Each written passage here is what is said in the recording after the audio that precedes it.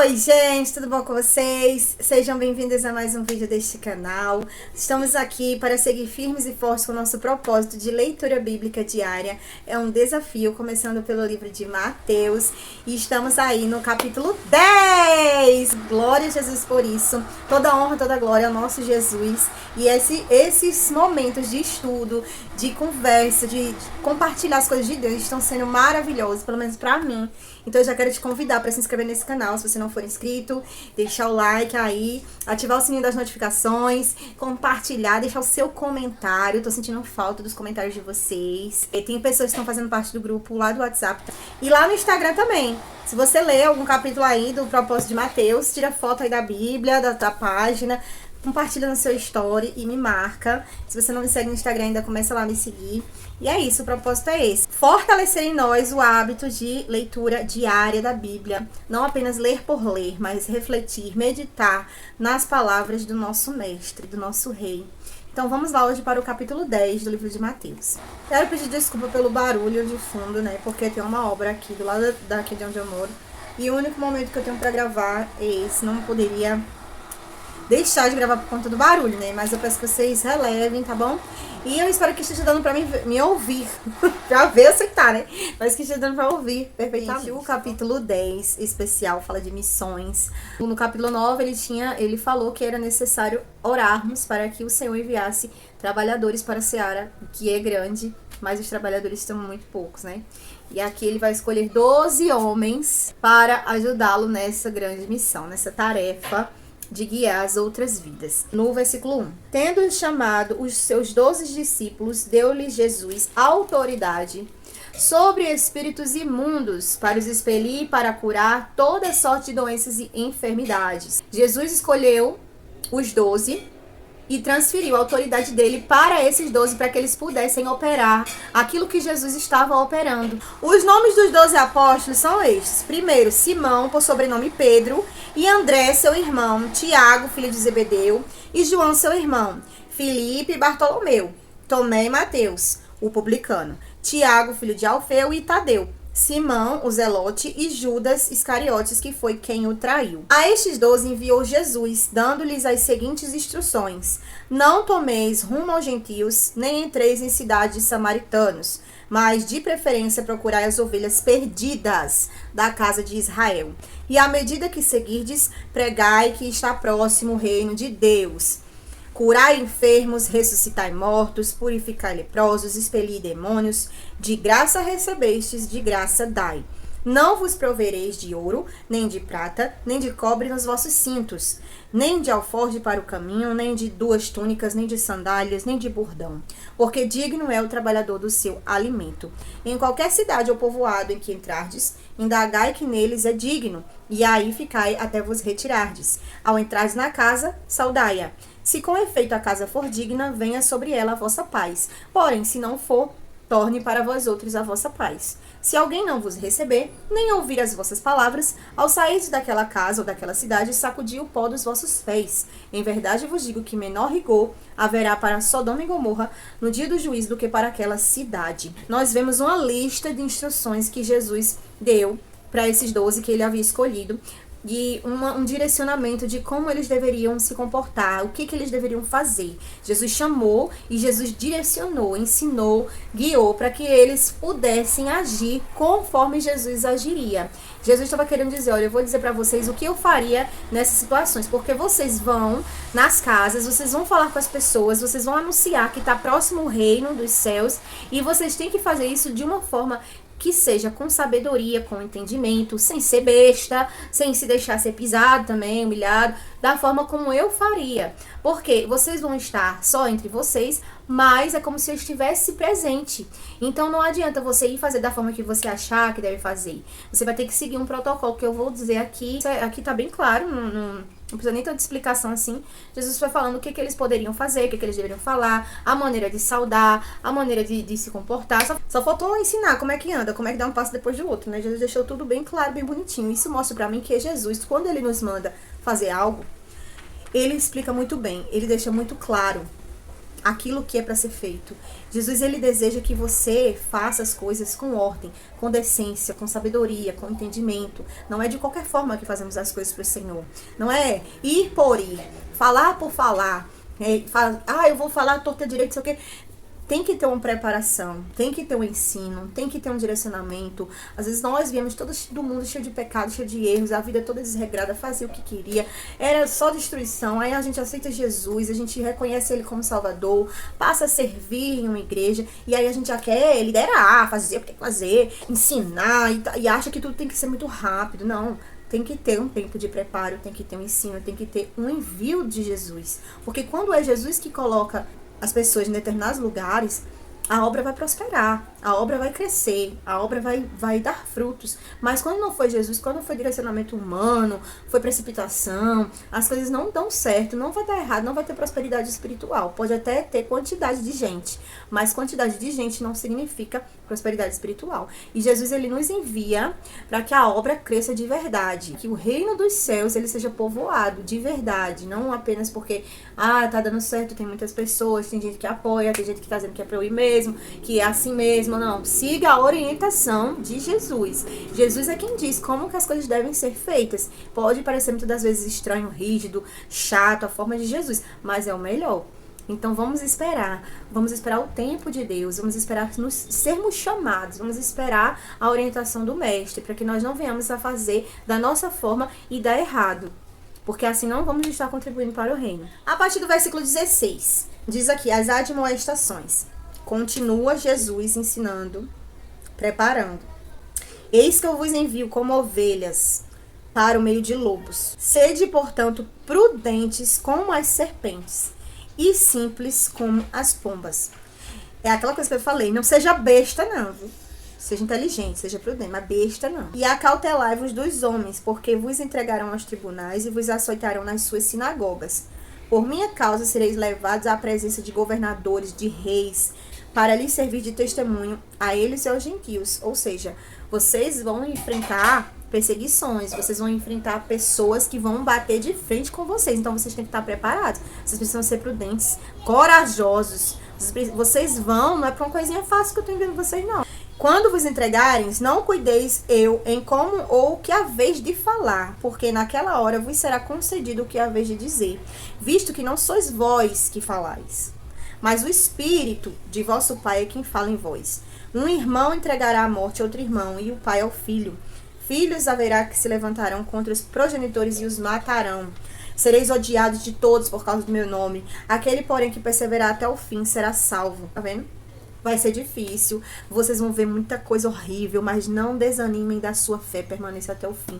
Vocês vão ver destruição, vocês vão ver gente se levantando, vocês vão ver morte entre família, vocês vão ver tudo de ruim e de mal, mas permaneçam firmes para aquilo na qual eu enviei vocês. Quando, porém, vos perseguirem numa cidade, fugir para outra, porque em verdade vos digo que não acabarei de percorrer as cidades de Israel até que venha o Filho do Homem. Aqui Jesus estava dizendo, olhe, quando vocês tenham pressa para falar do reino dos céus. Não fiquem parados esperando todo mundo num lugar a crer, acreditar e se converter, não. Vocês fazem o que tem que fazer, sai, vai para outro lugar. E assim vocês vão seguindo fazendo essa missão, porque precisamos obedecer à ordem do Mestre. Vamos pregar, vamos seguir a orientação de acordo com aquilo que eles têm nos orientado. E aqui tem dizendo assim, os estímulos. Ele vem falando algo que era, a partir do 24, versículo 24, ele vem falando algo que era para fortalecer os discípulos. O discípulo não está acima do seu mestre, nem o servo acima do seu senhor.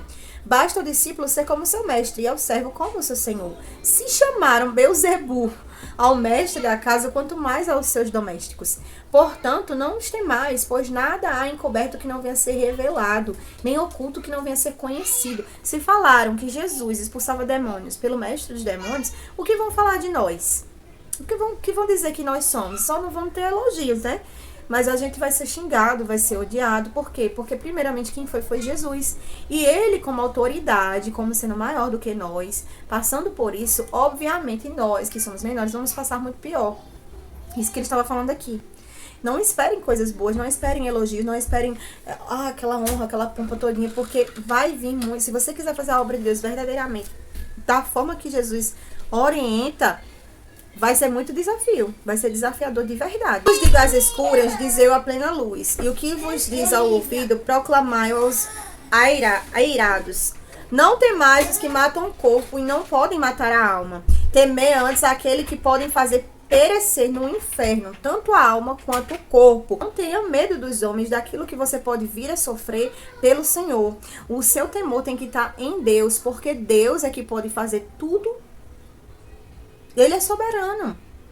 Então, eu tenho que ter temor de Deus, de desobedecer a Deus. Às vezes Deus manda a gente fazer alguma coisa, a gente fica com medo do que vamos sofrer, medo das retaliações, das investidas do inimigo, dos afrontos, dos levantes das pessoas. E pior é desobedecer a ordem de Deus.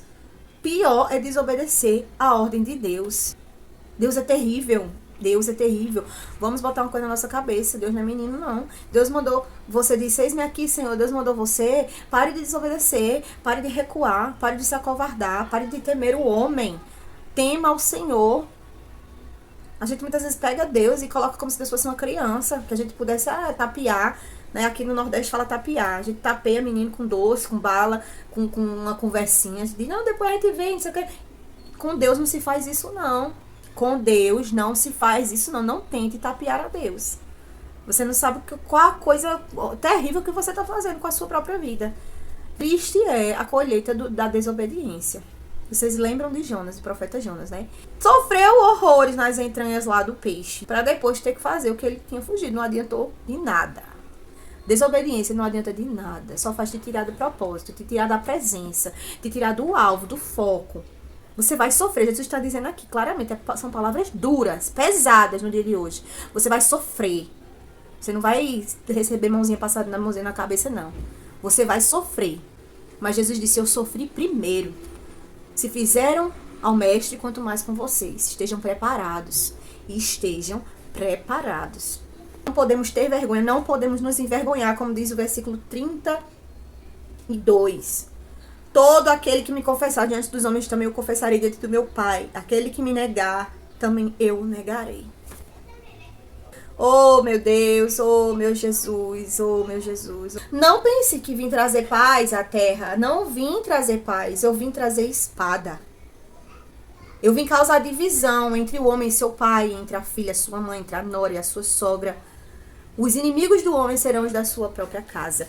Isso é tão forte, porque nós vemos que Jesus se agrada da união, se agrada do amor, se agrada da compaixão, se agrada da misericórdia. Nós temos que ser misericordiosos. A gente viu o tempo todo isso aqui. Mas aqui Jesus, quando ele estava instruindo os 12 discípulos, falando a verdade, jogando a verdade na cara deles, ele estava dizendo, olha, se você realmente quer ir cumprir o meu chamado, o ID, discipular pessoas, ensinar, se você está disposto a cumprir essa missão pela qual eu estou te chamando, fazer minha vontade, trabalhar para o meu reino, tenha certeza, os primeiros a se levantar contra você vai ser o da sua casa. Não espere que tenha amiguinho te incentivando, irmãozinho, pai, a mãe passando. Não, muitas vezes você vai se ver sozinho, dentro da sua casa não vai ter ninguém com você.